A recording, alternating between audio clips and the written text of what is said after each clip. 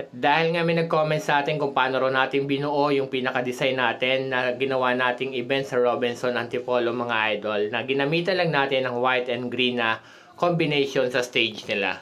8:45 ng gabi mga lodges, dumating kami ng Robinson Antipolo. Sobrang lakas ng ulan pero diretso pa rin tayo para sa ating setup mga idol. Dito nga mga lodges, tinawagan lang tayo ng admin din ng Robinson mga idol para daw makapag-setup tayo sa kanilang event mga lods. At dito nga mga lods, papakita ko lang sa inyo kung paano natin siya nabuo. Puro clips lang yung mga videos na ating pinong-file dito, hindi talaga natin siya nabuo or nagawa ng video tutorial. Sa bawat flower fold mga lods, dito yung sa white is nag-fold lang tayo ng 2 fold. At least sa bawat fold is 5 inches. At sa green naman mga lods na nakaikot sa flower fold design, dito is nag-fold naman ako ng 7 na folds mga idol. Tapos yan yung iikot natin sa white. And after natin maiikot yan sa white, at yun ang gagawin nating flower fold design na bubukahin natin para magkaroon siya ng magandang design. At naglaylay na rin tayo ng white and green para magiging pinaka-scallop design niya. Sa nagtatanong pala sa haba mga lods ng green and white na ginamit natin, ang table or yung stage natin na sinetapan dito mga lods is 20 feet.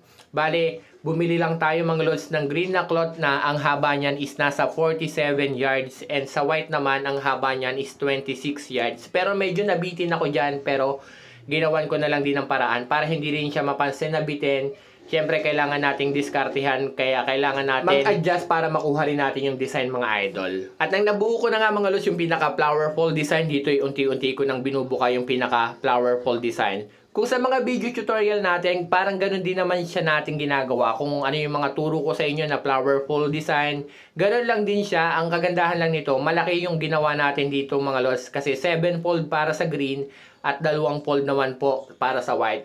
Mas maganda lang siya kasing tingnan kasi lahat mga lods ng flower fold design is malalaki. Compare sa mga video tutorial natin na 2 fold lang or 3 fold. Ang request nga sa atin ng client natin is yung ganitong design. Marami na rin daw siya na pagtanungan is hindi raw yata nila alam kung paano gumawa.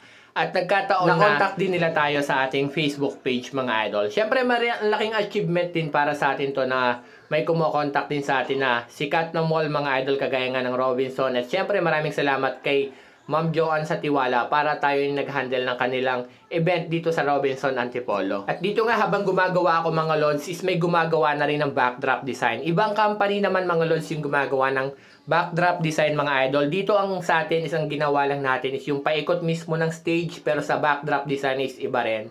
Kaya't nagsabi na rin ako kay ma'am baka pag gusto nila na tayo ang gumawa rin ng backdrop design is marunong din tayo or kahit garland balloons or tower balloons, balloons pillar or kahit anong event, basta kaya natin, sinabi ko kay ma'am, is pwede naman tayo. At itong design nga pala dito mga lods, si Robinson din talaga yung namili. Yan. Buti na lang at marunong din talaga tayong gumawa ng ganitong design mga idol. Dito nga mga lods, natapos na rin tayo ng halos 1:45 AM na mga idol. Halos madaling araw na talaga tayo nakauwi at nakarating tayo sa bahay ng mga halos 2:30 na ng umaga mga lods yan. Pero okay pa rin kasi ang ganda ng naging kalabasan. Mas maganda sana sa ganitong design is kung ang tela is nalaban na para mas maganda yung swag design.